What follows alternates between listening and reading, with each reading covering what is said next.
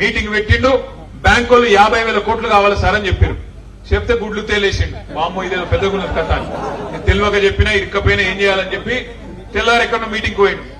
పోయి ముందు రోజు బ్యాంకులు 50,000 కోట్లు అని చెప్తే ముఖ్యమంత్రి అంటాడు, ఏమున్నదా కడుపు కట్టుకుంటే ఒక్క సంవత్సరం 40,000 కోట్లు కట్టేయచ్చు, కడుపు కట్టుకుంటే ఎడమ చేత్తో ఇచ్చేయచ్చు 40,000 కోట్లు అన్నాడు. 40,000 కోట్లకు ఆయన 10,000 మింగేసిండు తెల్లారి వరకు.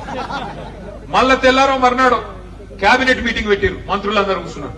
కూర్చొని తెల్లారు కేబినెట్ లా 40,000 కోట్లు కాదు 31,000 కోట్లే అన్నారు. మళ్ళా 9,000 మింగింది. 31,000 కోట్లు అన్నారు. సరే అది కూడా ఏందో చూద్దాం అనుకుంటుంది. మళ్ళా మేమందరం నేను ప్రశాంత్ అన్న అసెంబ్లీకి పోయినాం, సీనన్న కౌన్సిల్కి పోయినాం. పోతే బడ్జెట్ పెట్టిరు. బడ్జెట్ లో చూస్తే 26,000 కోట్లే అన్నారు. మళ్ళా 5,000 కోట్లు మింగింది.